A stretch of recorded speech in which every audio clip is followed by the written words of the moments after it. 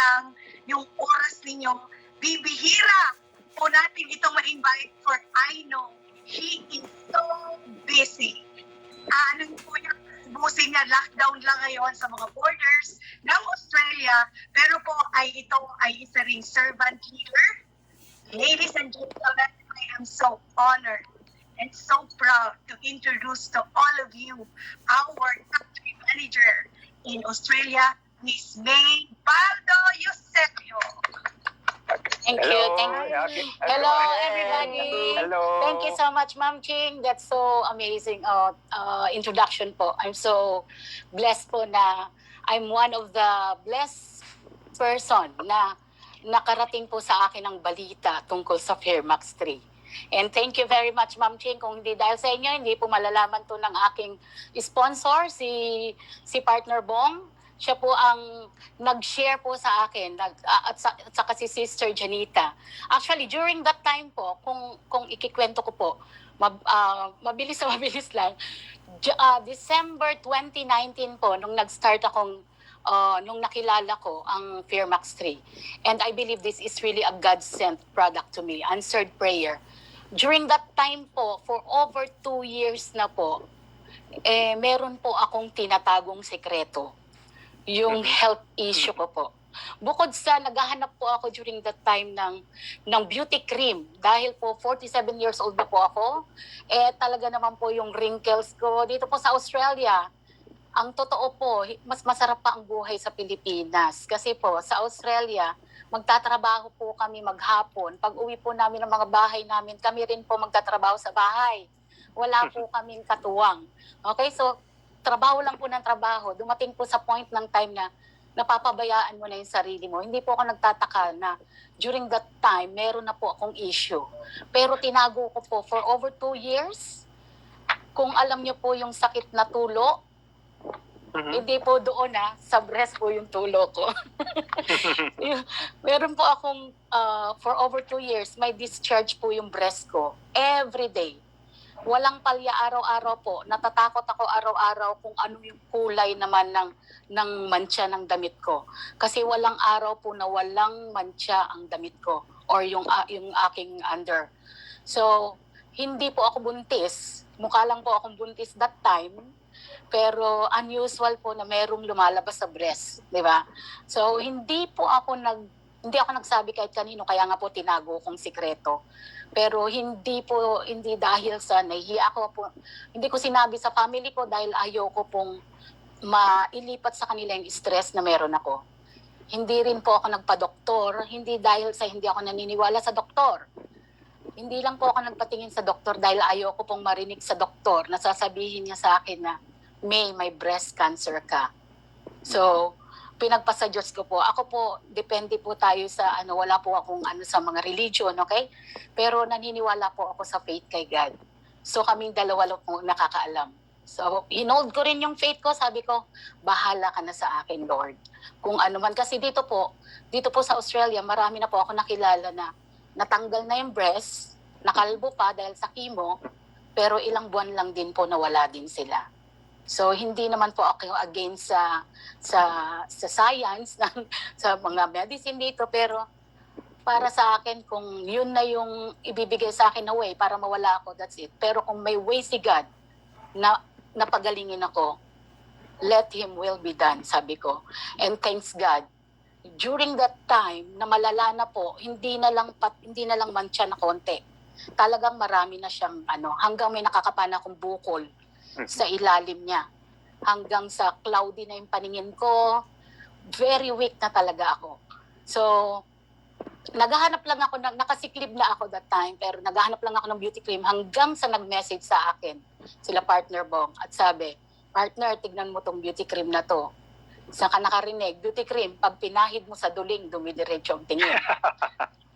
Ang galing, di ba? So, hindi na ako interested sa beauty. Mas interesado ako. So, straight away, ako yung tao na naniniwala ako sa prayer ko, naniniwala din ako na ibibigay ni God sa opportunity lahat ng pinagpipray mo. So, open-minded ako, so walang mawawala, chinek ko. Hanggang namalayan ko sarili ko, umaga na. Nanunood pa ako ng mga testimonies. ng iba't ibang gumamit ng ating product. So sa madaling salita, nag-decide ako, I really need to try this product. So, COVID time na po that time, December 2019, pero hindi pa tayo aware. So nakarating sa akin, hindi ko makakalimutan, December 9 po, nakarating sa akin ng product. Straight away, ginawa ko kung ano yung sinabi, kung paano gamitin, sa pulse points lang. Tapos pinahid ko sa affected area ko. Yung pong 2 years, over 2 years na discharge sa breast ko, kinabukasan lang po hanggang ngayon. Salamat sa Diyos po. Wala na po yun. Wow. Nawala. Pati po yung bukol niya sa ilalim nawala. Luminaw ang mata ko at nag-decide po ako. Sabi ko, I really need to share this to people. People should know this product para makatulong sa tao. Hindi ko po inisip. Salamat sa Diyos kasi blessing din po. Nagkwento lang po ako. Kaya malaking bagay po talaga yung nagkikwento. So magkikwento lang po. Kwento lang. Kung hindi ko po ito naikwento, hindi ko po makatutulungan. Yung 62 years old na nurse dito sa Australia na may operation po for operation sa cataract niya, diagnose siya for operation. Nagpaganda lang po yung matanda, gusto lang pong maging bata. Pero hindi niya po alam na pati yung katarata niya mawawala. So Wow. na-save po namin yung mata niya. Documented po yan. Kung hindi po ako nag-share, hindi po namin masasagip yung may bukol sa loob ng puso. Yung iba po sa inyo siguro nakilala niyo na po siya. In less than 2 weeks lang po, pinahid niya lang yung cream sa kanyang dibdib dahil siya po ay dying na. Yung boss niya na taga rito sa Australia, tumawag siya at sinabi niya nagpapaalam na siya kasi hindi niya na kaya magtrabaho. Sinabi na siya ng doktor niya na enjoy your life. Wala ka di magagawa, yung bukol mo nasa loob ng puso. Walang way na biyakin yung puso mo at kunin yung bukol. So kahit siya hindi siya makapaniwala, pinahid lang yung cream po, less than 2 weeks, kumontak sa amin. Saan po ako pwede mag-testimony? Wala na po yung bukol ko sa puso. Hanggang ngayon po, buhay na buhay. Salamat sa Diyos, buhay na buhay po si Charlie. Nagkwento lang din po ako at nakarating po kay Estrella na may spinal tumor. 2 taon na pong hindi naglalakad dito sa Australia po na magana yung buong katawan niya. Yung feeling niya sa paa niya po, isang paa niya 50 kilos ang isa.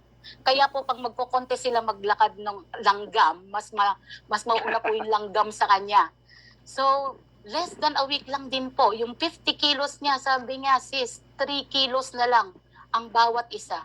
For over 2 years, yun ang nararamdaman niya. Pero just less than a week na ginamit, pinahid lang po yung cream.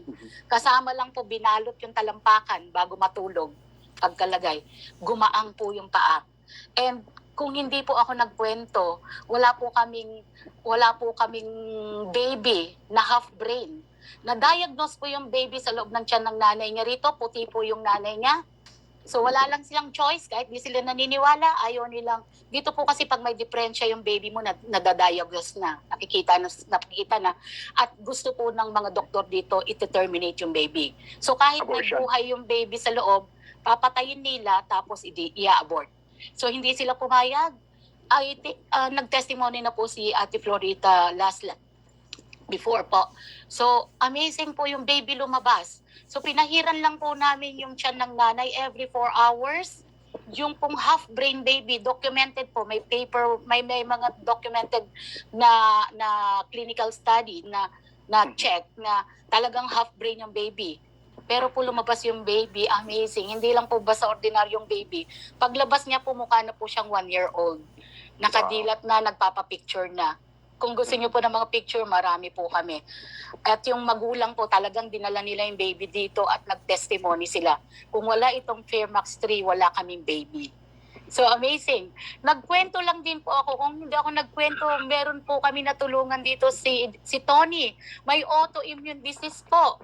Nag-beauty cream lang din po si Tony. Nag-beauty cream lang po yung tao dito. 1 taon na mahigit na hindi nagtatrabaho. Sinusustentuhan na lang ng gobyerno. Dahil hindi niya na po kaya magtrabaho. Hindi na po nakakatagal sa trabaho, hindi na makatayo. So walang choice. Kahit gusto niya magtrabaho, rheumatoid arthritis po yung autoimmune disease niya.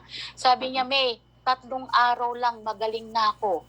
Sabi niya, yung nararamdaman ko, yung pinagdaanan ko, kung matanda yung makakaramdam nun, mamamatay. Sabi niya, in-overdose niya po yung steroid niya. And thanks God, using this amazing product, yan po yung ginamit lang ni Tony. Ngayon po halos hindi na bumabalik dito sa Perth. Nasa mining na po, umaani na po ng limpak-limpak na salapi. Okay? Dahil po sa beauty cream. Imagine niyo po, yung beauty cream po na ginagamit natin, meron po kami natulungan dito. Meron pong, ito lang po, recently lang. Yung husband niya po, puti. Pilipina po, ito po si Cha. Actually, nandito po siya ngayon nanonood. Na-diagnose po na may schizophrenia. Alam niyo po yung brain disorder? Unless na-meet ko po si Gino, yung husband ni Cha, talaga pong ibang ano niya. Talagang hindi ko alam na yun yung issue niya. Meron siyang brain disorder. Less than a month lang po gumamit si Gino sa tulong po ng ating beauty cream. Ngayon po, tinanggal na po ng doktor niya lahat po ng gamot niya sa brain. Ibig sabihin po, nag-normal po si Gino. Dati po hindi siya nakikipag-usap, lagi siyang galit. Sabi ng asawa niya, laging galit yan. Kasi po mayroon siyang brain disorder. Pero, nag-beauty cream lang po, nag-Fairmax lang. Ngayon po, alam niya na rin po paano, nag-share na rin siya. Normal na po. Okay? So, malaking bagay po. Yun lang pong duling na ako po mismo nagpahid. Sabi ko, grabe, inumpisahan ko na pong bilangin dito sa Australia, ilan ba ang duling dito at kailangan maikwento ko to. Doon lang po ako nagsimula. So malaking bagay po talaga yung nagkikwento tayo. Huwag po natin tignan yung tao na benta, something like that. Hanap po tayo ng matutulungan. Yun po yung na-realize ko dito sa ating RF3 World business. Kung gusto niyo pong maging successful dito, maghanap po kayo ng tutulungan niyo. Maghanap po kayo ng tao na gusto niyong yung masarap na pakiramdam po, hindi po yung nababayaran. Hindi po wala yung katumbas na salapi. Lalo na po pag pinasalamatan kayo na, May, nakakalakad na ako. Yung pong bulag, alam niyo po ilang bulag na po nakakita dito. Kung mga kwento lang po, napakarami po naming amazing na stories dito sa Australia. So, Thank you, I believe Coach wala May. na po tayong time. Thank you, Coach May. Napaka-powerful. Salamat. Ang dami naming nakuwang kwento at ang napakagaling mo magkwento. Imagine Thank sa- you so much, May. Kwento lang. Thank you, Ma'am Ching. Before we forget, no, may pina-flash si Congratulations po. Doc Algie. Ito yung sa Australia office, no? Paki-describe nga. May pina-flash yan. Paki-describe saan lugar ba yan? Paki-promote mo na. Actually, Para madalaw ng nandito po ako sa office ngayon. Ito po, ayan po yung office ng ating RF3 World Australia. Yung sa lahat po ng taga dyan sa Pilipinas, ang panigban po kayo ng mundo, ibigay nyo lang po yung number ko sa mga members nyo, sa mga prospects nyo. I am willing to help you guys to build your Thank you. organization here. Tulong-tulong Thank po you. tayo. Mas masarap po, mas marami tayong natutulungan. Ikwento nyo lang po yung beauty cream natin, nakakadiretso ng tingin. Thank you very much. Tama. Ma'am Ching, last word Thank kay Thank you. Coach Ma'am Eusebio. Yes, May. Thank